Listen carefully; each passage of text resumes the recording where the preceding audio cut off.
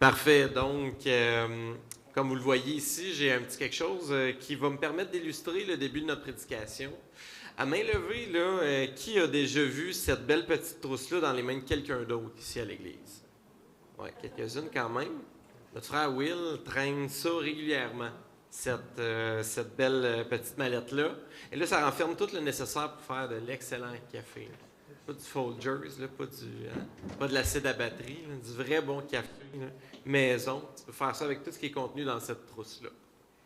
À chaque fois que Will arrive à notre groupe maison les jeudis soirs en transportant sa petite trousse, on peut être garanti d'une chose, ça annonce qu'on va boire du bon café. Qu'on va vivre un beau moment où on va pouvoir déguster des nouvelles saveurs et découvrir des nouveaux cafés. Cette trousse-là, chaque fois qu'elle est là, c'est immanquable. C'est signe qu'il va y avoir un bon café qui va se déguster. Et le texte d'aujourd'hui, Matthieu 4, versets 12 à 25. Donc, la prédication d'aujourd'hui, un peu à l'image où cette trousse-là, à chaque fois qu'elle est présente, on peut avoir un présage d'un bon café qui s'en vient, d'un bon moment de dégustation. Eh bien, la grande ligne directrice du texte d'aujourd'hui va comme suit. Partout où Jésus passe, il concrétise la volonté divine. Partout où il y a cette trousse, il y a un bon café. Partout où Jésus passe, il concrétise la volonté divine. Dans sa plus moindre précision, dans son moindre détail. Et c'est loin d'être quelque chose de négligeable, parce que si on regarde notre vie dans l'ensemble et les efforts que chacun fait, j'en suis convaincu, pour concrétiser au quotidien la volonté de Dieu dans sa propre vie, dans celle des autres, pour honorer Dieu dans ses actions, ses paroles, ses pensées, on peut rarement avoir la certitude d'avoir au détail près concrétisé la volonté de Dieu. Peut-être que pour une situation quelconque, de façon sommaire, de façon générale, vous pouvez être convaincu d'avoir concrétisé la volonté de Dieu. Mais jusque dans ses moindres détails, jusque dans ses moindres mots, jusque dans ses moindres dispositions d'esprit à l'intérieur de vous, ça m'étonnerait beaucoup. Il y a une seule personne qui peut prétendre, qui peut affirmer, concrétiser la volonté de Dieu dans son ensemble et jusque dans ses moindres détails, et c'est Jésus-Christ. Et le texte d'aujourd'hui a l'effet de tirer un peu dans toutes les directions. Vous allez le voir, on va le lire à mesure. On a l'impression, en fait, ça aurait pu être 3 prédications complètement différentes. 3 sections qui, à première vue, ne semblent pas avoir de lien connecteur clair. Mais quand on porte attention, on se rend compte que ce grand lien connecteur clair-là, c'est celui-ci. Partout où Jésus passe, il concrétise la volonté divine. On va donc morceler notre texte, qui sont les versets 12 à 25, en 3 sections différentes, pour répondre à la question suivante. Comment, dans ce passage, Jésus accomplit la volonté divine? Les versets 12 à 16 vont nous montrer que Jésus visite les affligés. Les versets 18 à 22 vont nous montrer que Jésus nomine ses premiers disciples. Et finalement, les versets 23 à 25 vont nous montrer que Jésus affirme son autorité et sa puissance. On va prier d'abord et on va commencer avec les sections de la prédication. Seigneur, je te remercie pour la qualité de cette assemblée, pour ta révélation écrite, pour le fait qu'on puisse avoir le privilège de bénéficier d'un bâtiment, d'un lieu de rassemblement où tout est simple. Et tu l'as voulu ainsi. Pour le moment, on t'en remercie. On te remercie pour ta révélation écrite que tu nous livres aujourd'hui, face à laquelle tu veux qu'on ait un regard attentif, un cœur disposé à recevoir ce qui est dit, à intégrer et appliquer au quotidien de notre vie les grands principes qui y sont enseignés. Rends notre cœur disposé, notre cœur humble, notre cœur entièrement ouvert à recevoir ta révélation. Amen. Premier point qu'on va regarder ensemble, Jésus visite les affligés. Les versets 12 à 17 vont comme suit. Lorsqu'il eut appris que Jean avait été livré, Jésus se retira dans la Galilée. Il quitta Nazareth et vint demeurer à Capernaum, situé près de la mer aux confins de Zabulon et de Nephtali, afin que s'accomplisse la parole du prophète Ésaïe, qui va comme suit. « terre de Zabulon et terre de Nephtali, contrée voisine de la mer au-delà du Jourdain, Galilée des païens. Le peuple assis dans les ténèbres a vu une grande lumière. Et sur ceux qui étaient assis dans le pays et dans l'ombre de la mort, une lumière s'est levée. Dès lors, Jésus commença à prêcher et à dire, « Repentez-vous, car le royaume des cieux est proche. » Passage qui peut nous rendre perplexes, qui peut, quand on lit ça un matin avant d'aller travailler avec un café, nous faire dire, eh bien, qu'est-ce qu'il y a vraiment à retirer de ça? Et surtout, pourquoi Matthieu fait tant d'efforts pour citer un passage d'Ésaïe et le connecter avec le fait que Jésus se rend dans une région très nichée du monde, très peu connue, où tout est un peu flou et en manque de clarté. C'est pas clair tout de suite ce qui ressort de ce passage-là. Je me permets honnêtement de le dire. Et il a fallu un petit peu que je me creuse la tête et que je cherche pour savoir, d'accord, mais encore, qu'est-ce qu'on retire de tout ça? Mais déjà, il y a 2 points importants qui ressortent. Déjà, ce qui nous est illustré comme endroit géographique, c'est cet endroit-là que Jésus a choisi pour débuter son ministère, et pour débuter sa prédication. Ça ne semble pas avoir été choisi au hasard. Et ça semble être un endroit qui, effectivement, porte un certain nombre de significations pour que Jésus décide d'y démarrer son ministère public à cet endroit précis. Alors, qu'est-ce que cet endroit-là a de si particulier pour qu'il mérite d'être mis en emphase? Également, qu'est-ce que cet endroit a de si particulier pour que Jésus y débute son ministère? Eh bien, d'abord, Matthieu cite le prophète Ésaïe, qui écrit, ce prophète-là, environ 700 ans plus tôt, avant la venue de Jésus. Et le but de Matthieu, à ce moment-là, est de prouver à ses lecteurs que Jésus est bien le Messie et que dans ses moindres déplacements, dans ses moindres choix géographiques, il concrétise précisément des prophéties établies des centaines d'années auparavant. Des petits villages, des petites contrées, à l'époque, il y en avait plein, au même titre qu'il y en a un paquet ici. Moi, mon fils, ma famille, on s'est rendu à un tournoi de basketball hier là, que mon fils avait à Saint-Barnabé-Sud. Et je peux vous dire qu'entre Trois-Rivières et Saint-Barnabé-Sud, là, du petit village gros comme ma main avec un nom que je n'ai jamais entendu, il y en a. Saint-Jude, Saint-Ours, tous les saints y passent. Saint-Ours, il faut quand même le faire. Là. Et il y en a des petites contrées comme ça, autant il y en a au Québec, autant il y en avait à l'époque. De tous les endroits que Jésus aurait pu visiter, il choisit concrètement, précisément de visiter ces endroits qui avaient été prophétisés 700 ans avant sa venue. Remontez dans votre tête. Ça donne quoi 700 ans avant aujourd'hui? 1300 quelque chose, plus ou moins. C'est quelque chose comme très, très vieux, là. Il n'y a aucune correspondance possible, hors que le fait que Jésus concrétise à la lettre la volonté divine, qui avait été annoncée bien longtemps avant. Alors, ce texte nous démontre que la vie de Jésus accomplit précisément des prophéties d'il y a plusieurs centaines d'années. Aussi, il y a quelque chose de pensé, de songer dans le choix de la périphérie. Le texte mentionne les terres de Zabulon et de Nephtali. Historiquement, c'était les premières régions à être attaquées lors d'invasions étrangères. Et c'est également des régions qui, historiquement, ont connu beaucoup d'invasions étrangères. En commençant son ministère là-bas, Jésus choisit volontairement un lieu marqué par la souffrance, par le chaos, par le mépris des élites religieuses également. Cette région est appelée la Galilée des nations. Cette région est un carrefour culturel, et par le fait qu'elle avait connu de nombreuses invasions, eh bien, les ethnies s'y mélangeaient, c'était un carrefour ethnique beaucoup plus varié qu'ailleurs dans le monde, peuplé de Juifs et de non-Juifs.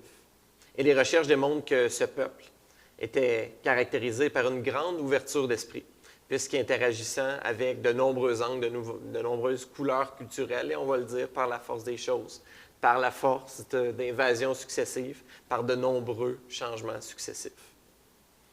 Cela symbolise que le message de Jésus n'était pas réservé à un petit groupe privilégié qui aurait su conserver une pureté ethnique, mais au contraire, son message a une portée universelle dès le début, dès le point de départ.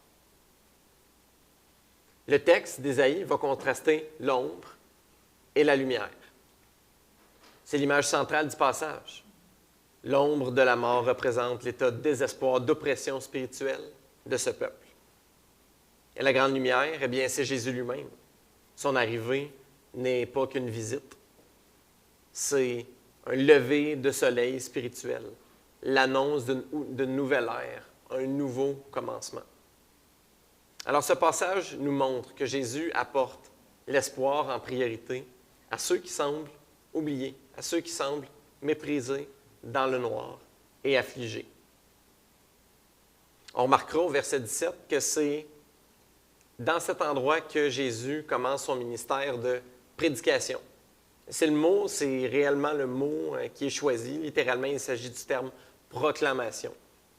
La proclamation d'un message de la part d'un porte-parole au nom d'un roi. Donc, le mot qui est employé ici représentait dans d'autres contextes à l'époque cette proclamation-là, où on avait un porte-parole qui venait parler au nom d'un roi. Et là, évidemment, dans l'explication que je vais vous donner, vous allez tout de suite constater des divergences où Jésus est bien plus qu'un porte-parole pour un roi. Il est le roi lui-même, mais il est le roi lui-même qui, à l'époque, se fait porte-parole du message du roi qu'il est lui-même. Le porte-parole avait, dans sa voix, une note de certitude. Il n'y avait aucun doute sur son message. Il ne venait pas avec des peut-être, des suggestions ou des éventuellement. C'était affirmatif. C'était de la certitude. Il n'y avait pas de doute dans le fait que ce qu'il affirmait venait d'une prescription établie qui devait être annoncée. Le porte-parole avait dans sa voix une note d'autorité. Il parlait pour le roi, au nom du roi, proclamant ses commandements et ses décisions. Et le porte-parole de l'époque provenait, en fait, le message du porte-parole de l'époque provenait également d'une source au-delà de lui-même, mais provenait du roi lui-même. La prédication parle donc d'une source au-delà du prédicateur. Et les liens sont évidents avec la correspondance qu'on peut en faire aujourd'hui. La prédication, comme c'était le cas à l'époque de Jésus, et comme c'est le cas à l'époque maintenant, n'est pas l'expression d'opinions personnelles, des suggestions d'un individu. C'est la proclamation d'une autorité extérieure à nous-mêmes, celle de la Bible elle-même. La voix de Dieu qui est transmise à travers la personne qui prêche vers son peuple, pour édifier, pour construire, pour ancrer dans la parole. C'est la voix de Dieu que Jésus proclame, étant la voix de Dieu lui-même.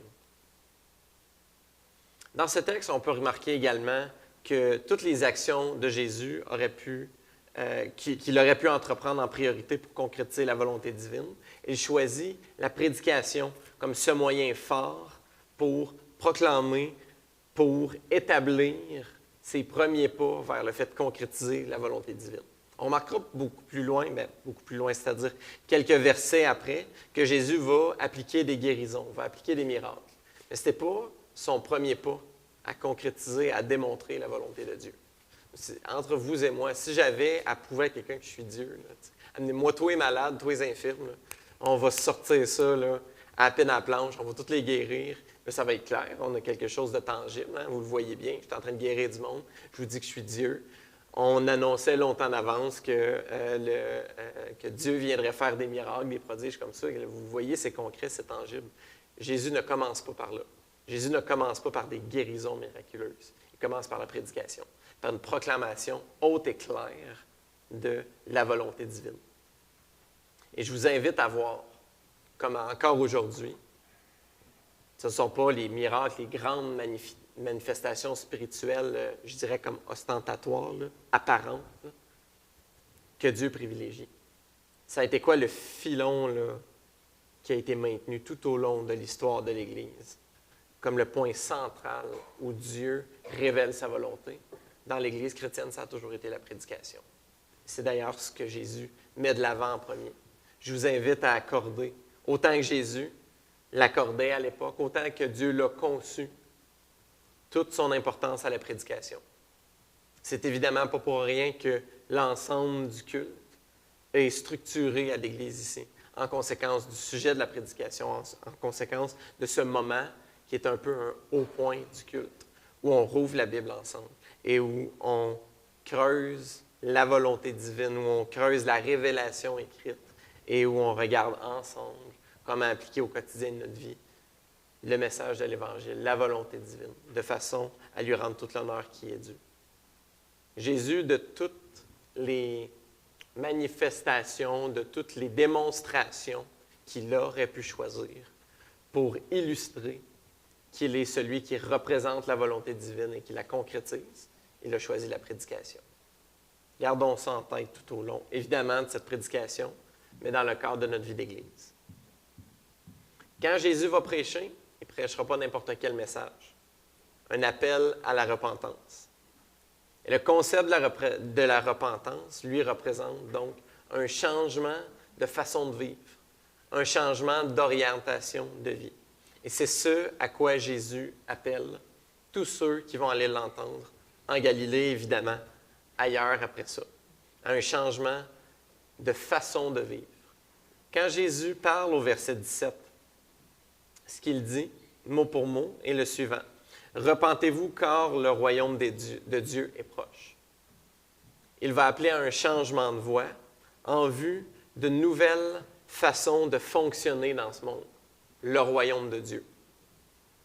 On en a parlé à quelques reprises dans le passé, dans différents cadres de prédication ici, mais le royaume de Dieu, c'est quelque chose qui est instauré dès maintenant, en fait, dès la croix, et qui va se concrétiser pleinement et totalement lors de la seconde venue de Jésus-Christ, alors qu'il va venir établir une fois pour toutes son règne et qu'il va vider ce monde du mal qu'il contient. Présentement, on ne voit que les figures sommaires du royaume de Dieu, alors que le monde, et je ne vous apprends rien, est tout de même habité par la noirceur du chaos et du mal encore. Il va venir un temps où cette phase-là va s'éteindre et où Jésus va revenir comme vainqueur total et plein sur le monde.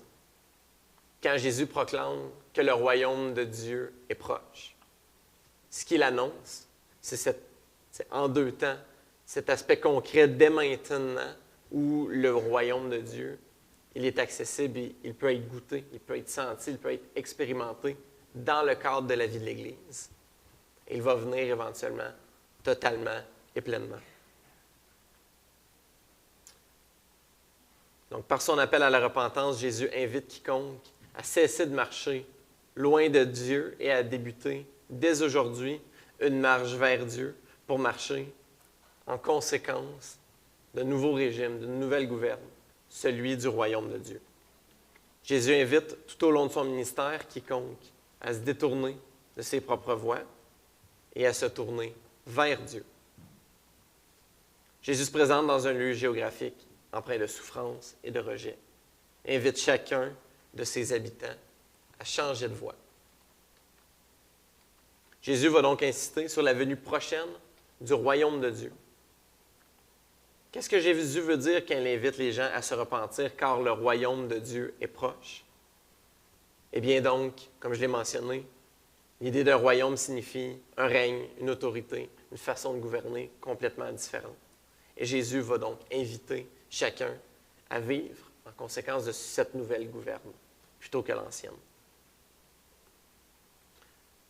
Deuxième point qu'on va regarder ensemble, Jésus nomine ses premiers disciples. Quand je vous ai dit qu'on passe là, du tout au tout, là, on a Jésus qui se présente en Galilée, qui prêche le message de repentance.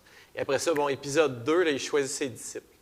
On dirait qu'il n'y a pas de lien très conséquent, très clair. On dirait vraiment 2 épisodes morcelés.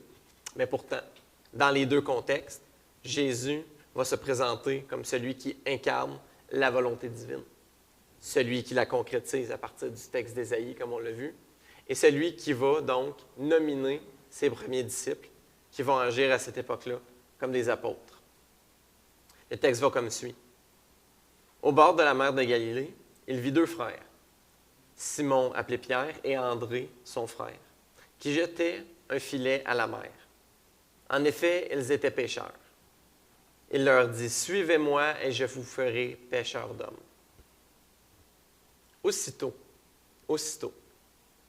ils laissèrent les filets et le suivirent.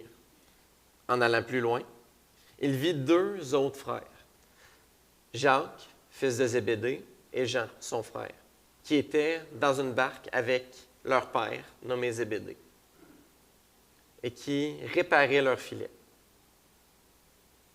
Il les appela et aussitôt, ils laissèrent la barque et leur père et le suivirent.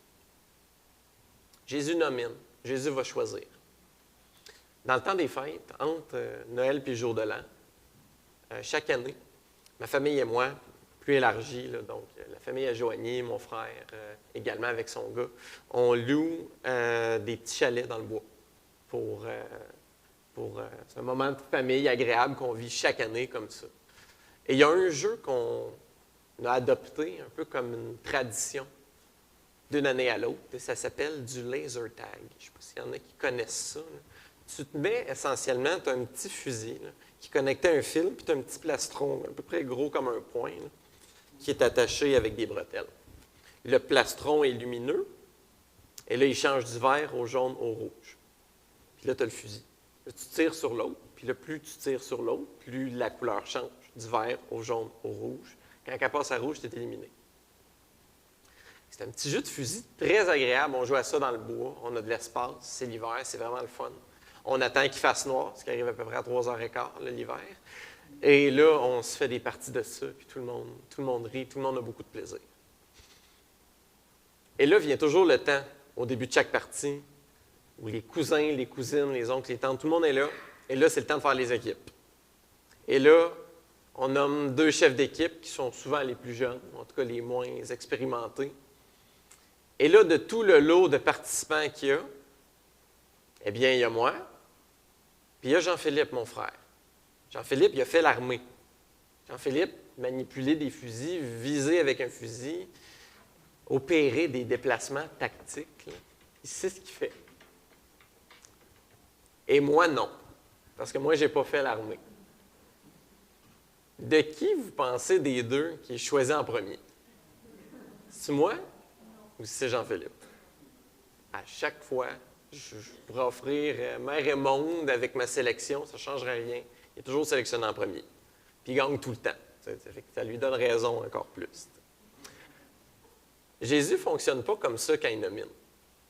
Jésus va aller vers des gens qui, semble-t-il, là, les experts semblent s'entendre pour dire que Jésus connaissait déjà Simon, André, Jacques et Jean. Ce n'étaient pas des inconnus pour lui. Il les avait probablement déjà croisés, ou Jésus lui-même était un menuisier, mais était un charpentier, c'est-à-dire, mais était quelqu'un qui aussi faisait du commerce. C'était quelqu'un qui côtoyait d'autres commerçants de l'époque.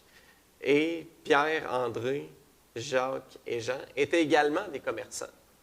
Je ne sais pas pour vous, mais moi, je me suis toujours illustré ces quatre pauvres diables-là comme quatre petits pêcheurs qui réparaient des filets. Puis les fins de mois étaient difficiles. Puis ils étaient probablement pauvres. Fait que oui, c'est sûr, suivre Jésus, c'était un gros engagement, mais j'avais de la misère à comprendre, je vais être bien franc avec vous, là, le grand sacrifice qu'il y avait entre gratter ta misère au bord d'un bateau puis suivre Jésus. Je comprenais le coup, mais il n'était quand même pas, à mes yeux, à moi, si significatif que ça. T'sais. Alors qu'en réalité, c'est bien moi qui me trompais. Les experts s'entendent pour dire que Pierre, André, Jacques et Jean avaient en fait un commerce qui était très prospère. Hein. On voit à d'autres endroits qu'ils avaient des subalternes. 1. 2. Ils œuvraient dans un secteur commercial qui est la poissonnerie, qui était très lucratif à l'époque. Le poisson, tu le transformais d'un paquet de manières. Évidemment, tu pouvais le manger, mais l'huile de poisson était très convoitée à l'époque. Tu avais là des gens qui avaient probablement, selon les experts, des entreprises qui étaient bien établies depuis plusieurs générations et qui, sans dire qu'ils étaient riches, C'était des gens qui étaient bien établis et bien en moyen, là, qui avaient des entreprises qui roulaient rondement, qui avaient côtoyé Jésus et qui étaient probablement, à l'époque, eux-mêmes, des disciples de Jean. L'Évangile de Jean, au verset 35, au chapitre 1, au verset 35 à 42, nous détaille cette situation-là, où ils sont mentionnés comme des disciples de Jean. Et ils ont donc côtoyé Jésus dans le passé, et là, Jésus s'en va vers eux et leur demande, finalement, de prendre un engagement clair face à eux. Ce qui était déjà contrastant avec les coutumes de l'époque, où le modèle qui incarne Jésus, Jésus ne tire pas ça d'un chapeau. Hein. Avoir un maître qui réunit des disciples, qui leur transmet des enseignements par rapport à lui et par rapport à la perspective du monde. C'était tout de même un modèle qui était connu à l'époque. Jésus n'aurait pas été le seul à faire ça à son époque, à être un maître qui avait des disciples. Par contre, Jésus va aller nominer des disciples avec un profil complètement différent de ce qu'un maître ferait à l'époque. Normalement, un maître spirituel va aller nominer justement ceux qui tombent un peu dans le profil. Là, si déjà tu es intéressé aux choses spirituelles, si déjà tu as des pratiques spirituelles significatives qui caractérisent ta vie, souvent, ce n'était pas rare que ces maîtres-là approchaient des gens comme ça pour les inviter à devenir leurs disciples. Jésus s'en va vers qui? Qui est-ce qu'il approche? Il approche des travailleurs, il approche des commerçants, il approche des entrepreneurs. Il approche finalement des gens qui sont issus de la vie concrète de tous les jours, telle qu'elle est vécue au quotidien à cette époque-là. Jésus non seulement s'en va lui-même s'insérer dans un rôle d'un travailleur et de quelqu'un qui vit la vie concrète telle qu'elle est vécue à l'époque, il va aussi nominer des gens qui s'en vont dans la même direction. Jésus, dès le départ, dès les premiers pas de son ministère, s'éloigne de ces grands modèles de pureté-là, spirituels ou ethniques, qui étaient attendus de l'époque. Le fait que ses disciples aient une absence totale de... Et ça, il y a des experts qui sont quand même penchés sur la question, il y a quand même quelques dizaines d'années. La question s'est posée dans les cercles d'experts théologiques. Est-ce que les apôtres, les disciples que Jésus avait nominés comme ça, présentaient un profil particulier qui aurait fait d'eux des gens que Jésus aurait intentionnellement nominés, intentionnellement approchés? Et malgré la recherche sérieuse qui s'est faite, il n'y a rien qui a pu être trouvé comme des signes distinctifs de dire, OK, non, par exemple, les disciples présentaient le même profil, les mêmes... non, il n'y avait rien qui les distinguait. C'était finalement des gens issus de la vie ordinaire. Et le fait que ces disciples-là aient une absence totale de profil qui est distinctif devrait être finalement un grand réconfort pour nous. De la même façon que ces disciples ont été utilisés pour instaurer l'œuvre de l'Évangile, une toute première génération qui ne l'avait pas connue, chacun de nous, ordinaires que nous sommes, sans distinction particulière, pouvons être utilisés pour l'avancement de la cause de l'Évangile, dans notre contexte bien particulier, sans qu'on doive être exceptionnel en quoi que ce soit pour atteindre ça. La forme que prend l'invitation de Jésus est elle aussi toute particulière. Pour nominer ces hommes, Jésus ne passe pas par quatre chemins. Il prend une image en particulier, une analogie qui va se rapporter à leur métier.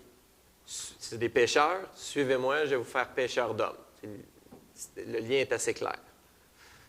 Au même titre qu'on approcherait, par exemple, une infirmière et que là, au bout de certaines rencontres, où cette infirmière-là saisit l'Évangile, eh bien, il y a un moment où là, vous lui lancez, suis Jésus, il va faire de toi quelqu'un qui prend soin plus que juste du corps physique et qui contribue à plus que juste la guérison du corps.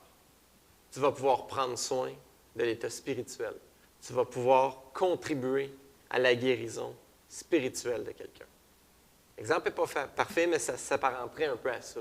Jésus prend leur contexte, leur métier, et va façonner l'invitation à le suivre comme disciple en utilisant l'image de leur métier. Suivez-moi et je vous ferai pécheurs d'hommes. Et regardez leur réaction. Le terme qui est utilisé est le suivant, aussitôt. On voit clairement que l'appel de Jésus vers ces hommes a eu son effet. Aussitôt, chacun d'eux laisse le travail, la famille, pour suivre la grande cause de Jésus.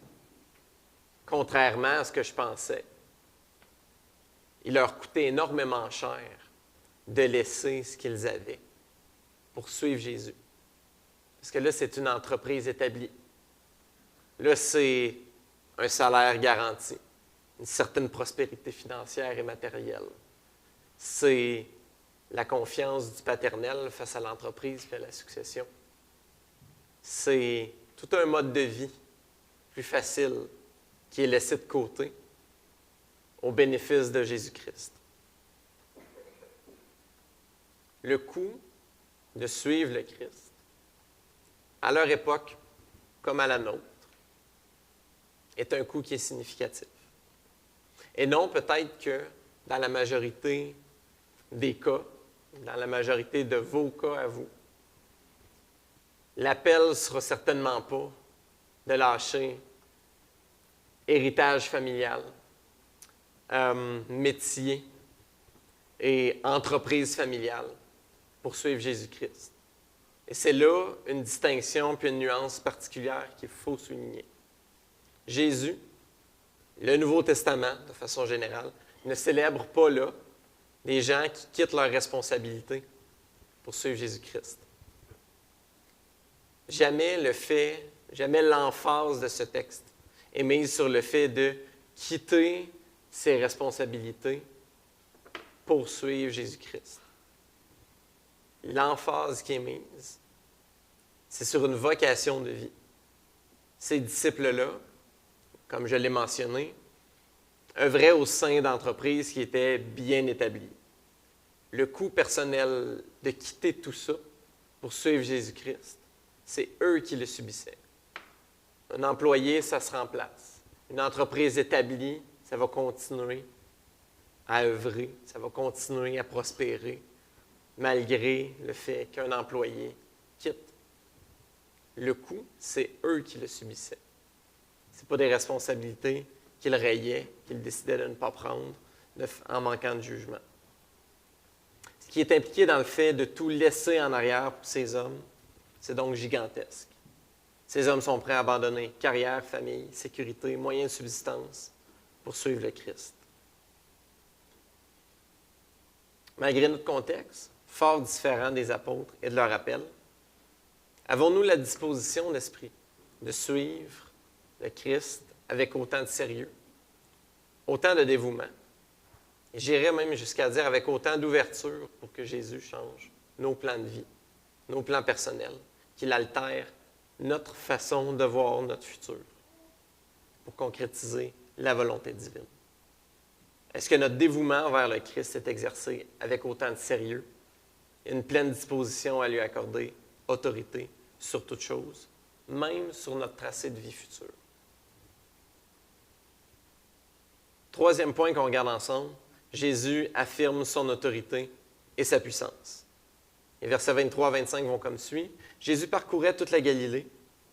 Il enseignait dans les synagogues. Il prêchait la bonne nouvelle du royaume. Il guérissait toute maladie et toute infirmité parmi le peuple. Sa renommée se répandit dans toute la Syrie. On lui amenait tous ceux qui souffraient de maladies et de douleurs diverses, des démoniaques, des lunatiques, des paralytiques, et il les guérit. De grandes foules le suivirent, de la Galilée, de la Décapole, de Jérusalem, de la Judée et au-delà du Jourdain. Chacun de ces verbes est important ici, ceux du verset 23. Jésus parcourait toute la Galilée, il enseignait dans les synagogues, présentant et exposant la révélation divine de l'époque, l'Ancien Testament, avec exactitude et avec justesse. Il prêchait la bonne nouvelle du royaume invitant chacun à la repentance et à un changement de vie, à agir selon une gouverne qui était différente, celle qui viendrait établir lui. Et il guérissait toute maladie et toute infirmité parmi le peuple. Déjà, au-delà des mots, Jésus manifeste clairement son approche comme celle d'un homme qui est bien au-delà de l'ordinaire. Son intention est d'annoncer un message transformateur, mais aussi de concrétiser ce message transformateur-là, en montrant qu'un monde qui va bientôt être vidé du mal qui l'habite, vidé du chaos et de la souffrance qui l'habite, et il en est celui qui l'instaure, eh bien, il va venir maintenant concrétiser ça. Il va venir concrétiser des petites brides, des étincelles d'un monde transformé par la présence du Christ, par des guérisons. Le texte met clairement en lumière que ces dérèglements, parce que ce qui est énuméré quand même dans le verset 24 et suivant, ce sont ce que Jésus va guérir, va réparer comme dysfonctionnement. Donc, sa renommée se répand. On lui amène tous ceux qui souffraient de maladies, de douleurs diverses, des démoniaques, des lunatiques, des paralytiques, et il les guérit. Chacun a un même résultat, il est guéri. Je vous invite, sans qu'on s'y attarde trop évidemment, à poser un regard attentif sur chacun des mots qui décrit les souffrances de ces gens de l'époque. Des malades, maladies, des douleurs diverses, des démoniaques, des lunatiques, des paralytiques. La Bible est claire sur le fait que l'ensemble des souffrances que l'on peut vivre portent différentes origines. Ces dérèglements-là ne sont pas que physiques. Et si on n'adresse que la dimension physique du corps, c'est déjà assez établi aujourd'hui qu'on fait erreur. Il y a au moins, en plus de ça, la dimension psychologique qui, heureusement, dans les récentes années, prend la place qui lui est due. C'est bien d'avoir un corps en santé, d'avoir un esprit en santé, d'avoir une santé mentale. C'est également important. Et le texte va aller plus loin aussi, en adressant une dimension spirituelle aux mots qui peuvent nous habiter et nous faire souffrir. Évidemment, on parle de gens ici qui ne sont pas habités par l'Esprit Saint, de gens de l'époque qui, dans l'égarement et l'absence d'une direction divine sur leur propre vie, vont subir justement de ces dérèglements physiques, psychologiques, mais également spirituels. Et Jésus va adresser chacun d'eux en vue de les guérir. Dans certains cas, évidemment, et on en ignore la proportion, le secteur spirituel de la vie influence la condition humaine, influence la souffrance humaine. Et Jésus est là pour guérir et pour triompher sur ce mal-là, autant que sur d'autres types de maux. Quel est le lien entre la proclamation du royaume de Dieu et ses guérisons? Parce que là, on passe quand même d'un message où Jésus va un jour revenir établir avec autorité son règne sur toutes choses. Et là, entre-temps, il se met à guérir des gens. Il se met à les libérer des maux qui les affligent. J'ai déjà un peu touché au sujet, mais je vais être plus précis ici. Jésus, en annonçant la venue prochaine du royaume de Dieu, en manifeste déjà les évidences, en guérissant les infirmes et en rétablissant l'état des choses telles qu'elles sont supposées être. Jésus corrige les dérèglements, rétablit l'ordre dans le chaos. Il écarte les dérèglements qui affligent nos vies. Le passage est clair dans ces 3 points. Alors que Jésus visite les affligés, Jésus nomine ses premiers disciples et Jésus affirme son autorité et sa puissance par des miracles et des guérisons. Chaque chose que Dieu fait, chaque chose que Jésus fait, chaque chose qu'il dit, chaque chose qu'il a l'intention de faire, concrétise très précisément la volonté divine. Ce passage est clair quant à l'intention et à l'objectif de la venue de Jésus sur terre, accomplir entièrement la volonté divine par sa vie, ses actions et ses paroles. Jésus, ce grand Messie, ce grand roi, accomplit la volonté divine en toutes choses. Et il se présente à nous comme ce repère par excellence, en qui on peut trouver direction pour établir sur notre propre vie la volonté divine. On ne veut pas vous laisser aller, on veut vous envoyer avec une commission, avec une bénédiction qui est tirée du psaume 34 et qui va comme suit. L'Éternel rachète l'âme de ses serviteurs. Et tous ceux qui cherchent refuge en lui échappent à la condamnation. Prions ensemble avant de terminer. Seigneur, merci pour ta révélation divine, pour la générosité de tes propos, la générosité de ce que tu nous donnes de toi-même dans la révélation écrite. Et certainement, on peut voir à travers le Dieu triomphant que tu es, que dès le départ, dès le début de ton ministère, tu as su faire une différence significative en mots comme en action pour établir la volonté divine. Guide-nous chaque jour à trouver en toi ce rempart, ce repère, pour trouver la volonté divine et pour maintenant, nous, à notre tour, l'appliquer sur notre propre vie. Amen.